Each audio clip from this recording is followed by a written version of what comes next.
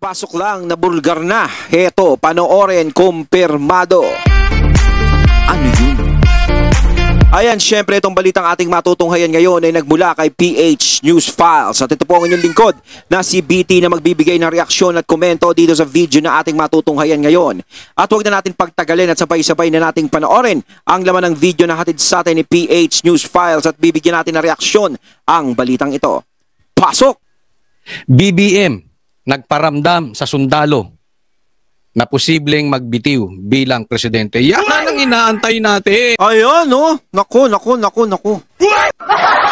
At syempre, itong video na matutunghayan natin ngayon at ang boses na matutunghayan natin ngayon ay nagmula kay Coach Oli. Syempre, huwag niyong kalimutang suportahan ang channel ni Coach Oli, mga katunay. Pakibisita po at huwag niyong kalimutang mag-subscribe at mag-follow para maging updated po kayo sa mga vlogs, reactions at sa mga balita na hatid sa atin ni Coach Oli. Ayan, syempre, huwag niyong kalimutan din syempre suportahan ng Banateros, mga katunay. Ipagpatuloy natin. Graceful exit nga ba? Bongbong Marcos? Di umano. Pag-uusapan natin yan. And ako, naramdaman. Ito, sabi ko sa inyo mga kababayan ko, naramdaman na nila tayo. Dahil dati akala nila lahat kaya nilang bayaran. Dati akala nila ay invisible sila. Dati akala nila talagang tangki sila. Walang makakagalaw. Pero ngayon, naramdaman tayo. Wag po titigil, diretso lang nyo. Ano yung ginagawa ninyo? Diretso nyo at dagdagan pa nyo. Di na po natin pagtatagalin. Diretso na po tayo agad sa ating topic dahil kay Coach Oli, bida ang balita. Mamaya natin pag-uusapan yung... Parang ano, no? Totoo ba talaga yung balitang yun? Paano pag nagbitaw siya? Diba? Paano? Halimbawa, nagbitaw siya. Bumaba siya. Totoo ba talaga? Pero syempre, ito hinabalita nga ni Coach Oli. Si VP Sara yung magiging presidente. Ang mga katunay, no? Ay, naku, parang parang sa akin na opinion ko lang, parang malabo nilang pababain yan. Kumbaga parang kahit gustuhin ni BB is hindi papayagan niya ng mga taong nakaikot sa kanya. Siyempre takot lang nung mga yun. Diba na, wala pa yung impeachment eh. Huwag muna, huy. Tapusin mo na lang. Para magkaroon naman kami ng partida magtago. Siyempre, no, pag bumaba si BP Sara ang papalit nun, naku. Para sigurong binangungot yung mga yun. Tungkol sa pagpaparamdam ni Bongbong Marcos na gusto niya na mag-resign. Okay? Nagparamdam sa mga sundalo. Pero sa ngayon, pag-usapan natin, bibigyan po natin ng komentaryo. Matindi po. Ito na. Ang idol ng mga tuta nag-resign na po. At ito ang kanyang speech. Siyempre, himay-himayin po natin.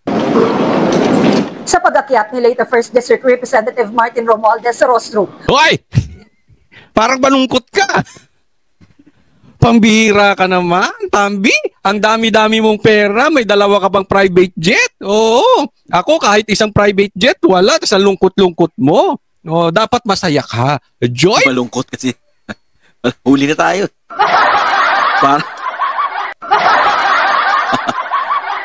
Kala ko hindi tayo malata.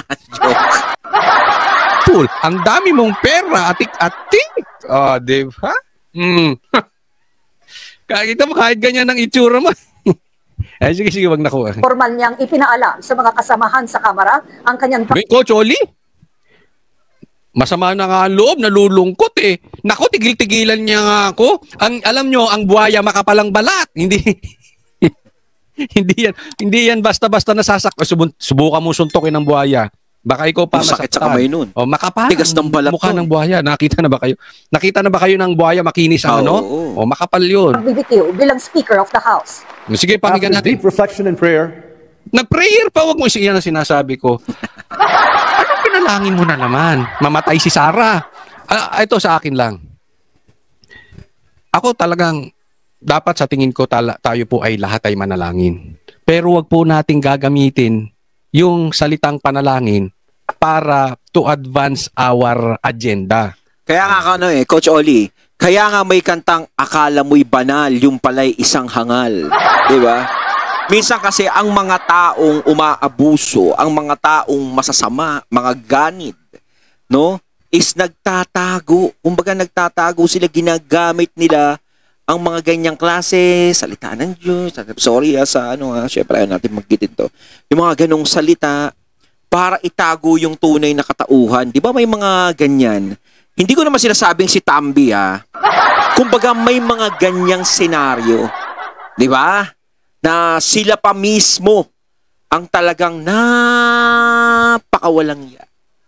Di ba talagang sila pa yung gumagawa ng kasamaan? Di ba? Di ba? Wag, anong prayer mo? I have made a decision today with a full heart and a clear conscience. Nako, patay. Clear conscience. Clear conscience. Eto lang kasi, pwede naman natin lahat sabihin na clear. Huwag natin husgahan. Hindi ko nga hinuhusgahan Kumbaga tayo naman, syempre nababalita, lagi siyang dinadawit. Hindi naman natin sinasabi na kumbaga, imbis na gano'n na lang ang sabihin niya, we have a clear conscience, mas maganda siguro is hinaharap niya na lang kung ano yung nagiging akusasyon sa kanya. Kasi nga laging dinadawit ang kanyang pangalan. Kasi kahit sabihin niyang meron siyang malinis na konsensya, wala siyang kinalaman sa kahit na malabo pa ring maniwala yung mga tao dahil since day one talaga is ikinakanta talaga siya ng kahit saan. Si BP Sara nga, kinanta din siya. Tapos yung mga nandiyan sa kinakanta din siya. Diba, oras na siguro para ipagtanggol mo yung sarili mo, oras na siguro para idepensa mo yung sarili mo sa lahat ng mga masasamang ibinabato sa'yo. Kasi kung bababa ka lang, is hindi talaga yun, hindi naman yun ang solusyon. Yes, sinasabi nila, bumaba ka na dyan, may mga humihiling. Bumaba ka na dyan. Pero sa tingin mo ba, is makukontento na yung mga tao sa ganyan? Hindi. Kapag bumaba ka, hindi matatapos yung issue na yan. No? Hanggat nandiyadyaan, kung nandiyadyaan ka, ganto ganyan, is patuloy pa rin na ganun pa rin ang iniisip nila sa'yo kasi hindi ka nagsasalita. Sinasabi mo, malinis ang konsyensya ko, malinis ang konsyensya ko. Bakit ayaw mong patunayan? Siyempre, patunayan. Kaya sinasabi ko nga, madali lang sabihin na malinis ang konsensya ko kung sa salita lang. Ang importante is yung sa gawa. Ang daming mali. Simula pa lang, isa-isahin natin anong mali. Pambihira, hindi tayo matatapos Ako, yun sa dami ang ng mali nakita nito. ko. Today, I made a decision. Tanga! Hindi ikaw nagdesisyon. Nag-aklas yung taong bayan. Ayaw din ni Bongbong Marcos na pag-resignin ka. Isipin mo, 3 taong ka dyan, sinisigaw namin. Pag-resigning ka na. Una pa lang sinasabi namin, huwag kang kuhanin dahil magkakagulo-gulo ang Pilipinas. Takot sa'yo si Bongbong Marcos. Hindi ka pinag-resign. Kaya hindi... Siguro to nung bata sila ni BBM. Parang natakot. Laki nito. Kita na si BBM, maliit lang parang laki nito. Talo ko rito. Nag-square kami. Ikaw nag-decide. Hindi rin si Bongbong. Ang taong bayan. Naramdaman ang taong bayan.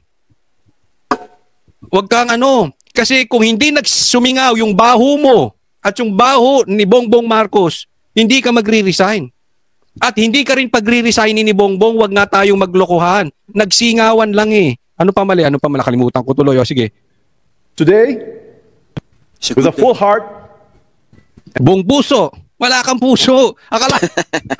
Hindi tayo matatap. Akalain mo nalulunod yung mga kababayan mo. Ikaw bumibili ng private jet? Anong buong puso? Sabi ni Coach Oli, may himayin, Talaga hinihimay ni Coach Oli. Hanggang doon sa puso. Wala kang puso. Wala kang puso. Ang tabat. Magsisikip ang dibdib mo sa puso and a mo. clear conscience. Oy, patay tayo dyan. Lalo na yung clear conscience. Paano naman? Inosente ka? Paano clear conscience? Insert ka ng insert Tapos gusto mo iba managot. Ikaw ang tumaas ang salin. Ikaw ang nag-insert. Paano clear conscience? I tender my resignation as Speaker of the House of Representatives. Palakpakan naman tayo dyan. Bitbitin mo na yung pinsang mong bugok.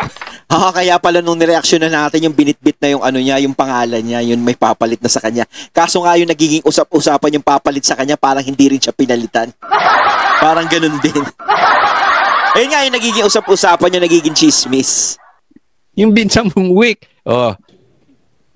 Kahapon pala, umugong na ang kanyang pagbibitiw sa pwesto sa gitna ng mga alegasyong korupsyon sa Ay, ang gusto namin marinig yung speech niya. mga anomalyang flood control projects at may mga kongresista umanong kumuha ng kickback sa mga ito. The issues surrounding certain infrastructure projects have raised questions that weigh not only upon me, but upon this institution we all serve. Ayan, yung baha daw, bumagsak sa kanila. Mabigat. Dapat, kaninong gusto mong bumagsak yan? Sa Duterte na naman. Sa akin, sa Banateros, kay Sara. Kasi tama naman, Coach Oli. Tama naman si Coach Oli. Wala naman dapat ibang sisihin dyan. Sino ba? Yung mga kontraktor. Yung mga kontraktor ang dapat sisihin dyan. Yan, ha? Paano mo sila sisisihin? Sige, pagpalagay mo, meron nga silang ginawang ganong katarantaduhan. Pero syempre, hindi naman kikilos yun ng walang basbas. Diba? Ano yun? Parang sila yung hari, yung mga kontraktor, yung mga sila ang nasusunod. Kumbaga, hindi sila natatakot sa inyo. Hindi sila natatakot na may gobyerno. Na talagang kung ano yung gusto nilang gawin, na kahit na dugasin nila yung dapat nilang dugasin, is gagawin nila ng malakas ang loob nila. Napaka-imposible yun na sila lang. No, hindi ko naman tinutukoy na kayo dyan. Pero, syempre, para sa akin, kahit sa iba naman, na sinasabi, malabong gawin nila na sila lang yun, yung desisyon lang nila sa sarili nila. Diba? Linis mo kasi. Yan ang problema sa linis-linisan eh. Ang ating mga kababayan ay naghahangad ng linaw at higit sa lahat ng tiwala. Ay, wala na talaga. Kahit anong gawin mo, kahit magtatatumbling ka dyan, kahit makipaglaro ka sa elepante at buhaya, wala nang talagang tiwala ang taong bayan sa'yo. Alam mo siguro, ang may tiwala lang dito kay Tambi, siguro yung mga aso niya, mga tuta. May tuta siya dyan sa Senado, may mga tuta siya dyan sa Kamara, siguro yung mga vloggers din, si Jam Magno, etc. Baka yung mga yun. Pero wala na sumusuporta rito. Siguro yung asawa mo. Siyempre, timpayaman din yun eh. Tungkulin natin ito'y may balik. Huwag ka nang babalik, pambihira, maawa ka sa Pilipinas. The longer I stay, the heavier that burden grows on me, on this house, and on the president I've always sought to support. Nako, buti naman alam mo. The more na daw magstay siya, lalong bumibigat ang sitwasyon. Totoo yan. Hanggat nandiyan siya, bibigat ang sitwasyon hanggat hindi siya nagsasalita. Yun naman talaga, yun ang kinulang sa inyo, wala kayong attachment sa tao. Ayaw nyong magsalita. 'Di ba? Parang ang mga tao sa inyo is walang kakwenta-kwenta. Parang sila, bakit kami magpapaliwanag sa taong bayan? Importante sabihin namin, wala kaming kinalaman diyan. 'Di ba? Madali lang kasi sabihin ng isang tao na wala akong kinalaman diyan. Pero paano mo nasabi na wala kang kinalaman? Paano mo ipapaliwanag sa tao 'yun? Paano mo nasabi 'yun? Hindi mo masasabi yun kung hindi mo kayang ipaliwanag. Ibig sabihin, ganun lang yun. No? Kung sakaling pinagbibintangan ka, bakit? Paano? Diba? Anong dahilan? Anong dahilan nila? Bakit pagbibintangan ka? Bakit? Talagang ganun? O kaya kung may alam ka, sabihin mo. Diba? Yun naman talaga yung hinihintay ng mga tao eh. Hindi yung parang ini-snub sila. Diba? Na parang, wala lang. Diba? Pero meron kang mali. To the president you support, wag nyo kaming lokohin. Wag sabihin mo, sige nga, wala kayong away ni Lisa? Naku, nagtatanong lang. Kasi marami akong naririnig. Powerful pala si Lisa. Isipin mo, ang tagal ng sinasabihan si Bongbong tanggalin ka, hindi ka matanggal. Nung si Lisa, di umano, gumalaw. Ay, tapos. Tapos ang boxing, mamaya isasabihin ko sa inyo, bakit sa tingin ng taong bayan si Lisa gumagalaw? Kasi may connection po yan. Mamaya po, mamaya. Diyan magaling si Coach Oli. Dagdag niya, ang kusang loob na pag-alis sa pwesto, tugon sa panawagan ng Pangulo. Hindi kusa yun. Panawagan ng Pangulo. Hinintay niya pang magsalita yung Pangulo.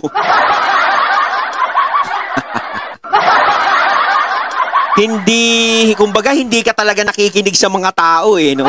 Parang talagang sinabi ko nga kanina, parang anong pakialam ko sa taong bayan, kahit magsalita sila dyan, magngangal-ngal sila dyan, magrararali sila dyan. Diba? Wala akong pakialam, basta ako nandito ako, tatayo pa rin ako. Ngayon kung magsasalita yung Pangulo, saka ka lang a-aksyon na, uy, bumaba ka na dyan. Oh, laylo ka na. Diyos ko, Marioso. Dito natin nakikita yung mga makasariling bagay. Yung talagang yung taong bayan, hindi inuuna.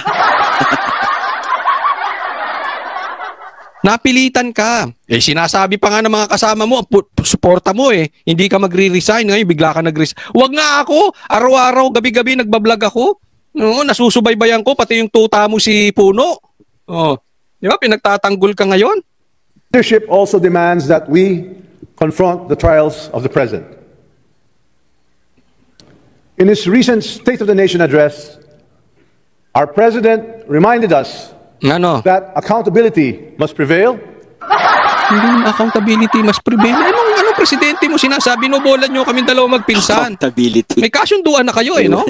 Di ako sa tingin ko may kasunduan na tong dalawa eh. Tatandaan natin. Anong sabi ni BP Sara? Ang may hawak ng pera ng taong bayan ay si Tambi tsaka si Saldi. Oh, pumunta siya sa opisina ni Bongbong.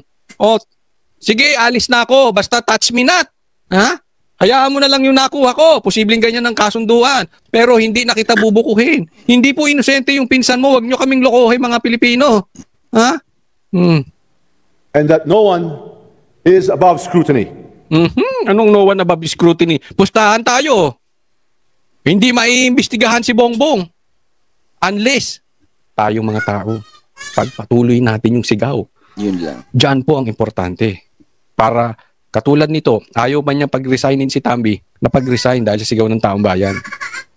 I fully and unequivocally embrace that call. I step down not in surrender, but in service. For sometimes, the greatest act of leadership is the grace to let it go. Let it go. Parang ano, no? Frozen. Ganun. Anong ili-let go mo? Yung ghost projects? Yung jet plane mo? Let it go. Bida ka pa. Di ba? Yung style mong ganyan? Parang ano, no? Lumabas pang bayani. Parang bayani ako dyan sa kamera. Ako ang inyong tularan. Ako yung bumaba sa aking pwesto. Kung hindi nyo pa nga nakitang galit na galit yung mga tao, hindi kayo bababa dyan. Huwag nyo nga kaming... Takot kayo sigurong ano, manipal yung ano, style. Okay, manipal tayo rito. Hindi ko alam kung pabida to o pabiktim. So that this institution may endure stronger than ever before. Hindi na. Hindi na lalakas yung institusyon yung kamera. Taga mo to sa bato. Yung institusyon yung kamera, hindi na lalakas pa. Kasi ano eh, malaki na yung batik nila talaga eh. Iba na yung tingin ng tao sa kanila eh. Pwera na lang talaga kung mapapalitan lahat. No? Kaso nga lang parang napakalabo pa yun. Isipin mo, pinalitan ka, pinalit si D. Oh, yun din eh. Eh di lokohan lang din yan. Mamaya ipapakita ko sa iyo ha, sa inyo. Ano-ano makasabit niyan si D. Kalma lang kayo. Di ba? Paano lalakas yan? Lalakas lang ulit, babalik ulit. Posible ang tiwala ng taong bayan sa kamera. Huwag kayong makialam sa mga infrastructure. Pangalawa, pag-upunan ni BP Sara. Diyan pa lang kayo makakabawi. Ba't sa ngayon? Ang baho nyo, sa totoo lang. Resignation ni Romualdez, sinimula ng botohan para sa kanyang kapalit. Iisa ang nanominate, si Isabela 6th District Representative Faustino Boji D. III. 253 votes. At sa botong 253 na pabor, 28 abstentions at 4 na hindi bumoto, inihalal bilang susunod na House Speaker si D. Pangako ni D. Under my leadership, this House will change. Nako! This House will Mabigat change. yun ha? Under my leadership, this House will change. Alam mo kung bakit mabigat? Yun. Yung pangako mong yan, di? Kasi lubog kayo sa Kumunoy. Lubog kayo ngayon, hindi lang sa Imburnal. Lubog kayo sa septic tank. At saka ang tanong dyan, kaya ba nilang patunayan yan? Na kaya nyo talagang baguhin. Ano yung mababago dyan? This House will change. Kumbaga nagbago lang kayo nang nakaupo. Parang ganun pa rin ang sinasabi nila. Sana nga, this House will change. So dalawa lang to, di.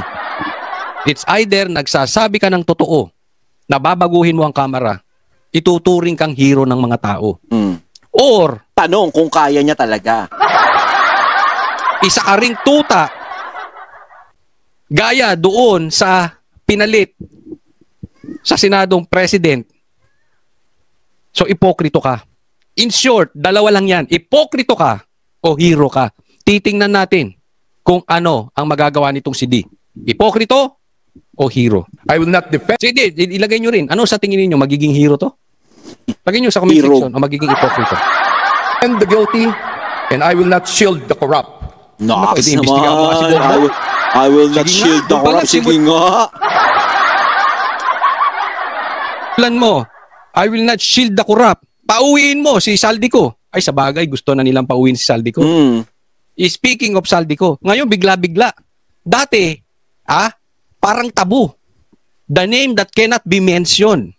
Hindi pwedeng banggitin si Saldico. Kukuyugin ka. Ngayon, pag resign ni Tambi, pati si Puno gustong umuwi si Saldico. Kaduda-duda, di ba? Oh, bakit? Gagawin fall guy. Siya lahat ang may kasalanan, ligtas si Kumbaga, si Tambi. siya ang sasalo Hindi lahat. gagawin dyan. Sige, pauwiin niyan si Saldico. Pero hindi naman talaga pinauwi. Tapos ibibintang sa kanya lahat. Ligtas si Tambi. Si Saldi, naghayahayang buhay kung saan man sa lupalop ng mundo. May private jet eh. Tapos si Bongbong Marcos, ligtas din. Sinong, nila? Ginawa pang sinacrifice si Saldi. Ganyan po yung mga yan. Kaya wag tayo maniniwala, ha? Nako, bigla kayo nagbaligtaran. Galit kayo, ayaw nyo paano si Saldi. Tapos ngayon, biglang si Saldi ko. Ayon, natating natunghayan ng video na nagbula kay PH News Files. At syempre, natunghayan natin ang boss na yun ng video na binigyan natin ng reaksyon na nagmula kay Coach Oli. Kayo mga katunay, anong masasabi nyo tungkol dito? Comment lang po kayo sa comment box. So once again, I'm BT and I'm out. Peace.